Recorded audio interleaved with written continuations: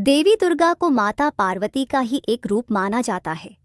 इसलिए नवरात्र में पहले दिन जिनके स्वरूप की आराधना की जाती है वह देवी शैलपुत्री हैं। पौराणिक कथा के अनुसार देवी शैलपुत्री अपने पूर्व जन्म में ब्रह्मा जी के मानस पुत्र प्रजापति दक्ष की पुत्री थीं। तब इनका नाम सती था। मां पार्वती का पूर्व जन्म माता सती के रूप में हुआ था। माता सती ने भगवान शिव से अपने पिता दक्ष की इच्छा के विरुद्ध विवाह किया था।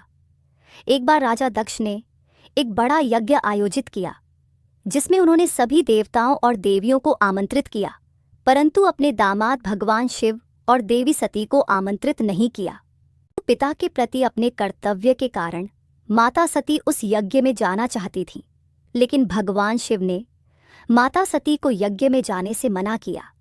देवी सती उस यज्ञ में जाने के लिए भगवान शिव से हठ करने लगी। भगवान शिव ने उन्हें बहुत समझाया कि यज्ञ में जाने के लिए उनके पास कोई भी निमंत्रण नहीं आया है और इसलिए वहां जाना उचित नहीं है। सती नहीं मानी और बार बार यज्ञ में जाने का आग्रह करती रहीं। सती के ना मानने की वजह से शिव को उनकी बात माननी पड़ी और अनुमति दे दी। भगवान शिव की अनुमति लेकर माता सती जब यज्ञ स्थल पर पहुंची तो वहां सभी ने उनका तिरस्कार किया। उनकी माता को छोड़कर किसी ने उनका स्वागत नहीं किया। सबसे बड़ा अपमान तब हुआ जब उनके पिता दक्ष ने भगवान शिव का निरादर किया तो माता सती अपने पति का अपमान सहन ना कर सकीं और फिर अगले ही पल उन्होंने वो कदम उठाया जिसकी कल्पना स्वयं दक्ष ने भी नहीं की होगी। माता सती ने स्वयं को यज्ञ की अग्नि में समर्पित कर दिया।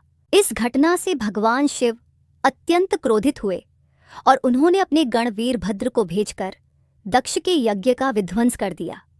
माता सती के वियोग में भगवान शिव ने उनके पार्थिव शरीर को अपने कंधे पर उठा लिया और तांडव करने लगे, जिससे सृष्टि में संकट आ गया।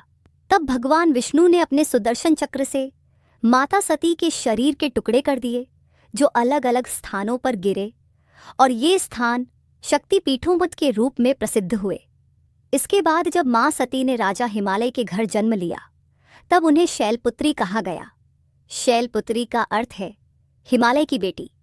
ये मां पार्वती का पहला रूप था, इसलिए नवरात्रि के पहले दिन मां शैलपुत्री की पूजा की जाती है। शैलपुत्री का नाम पार्वती भी है। मां शैलपुत्री ने कठोर तपस्या कर भगवान शिव को पुनः पति रूप में प्राप्त किया। मां शैलपुत्री का वास काशी नगरी वाराणसी में माना जाता है।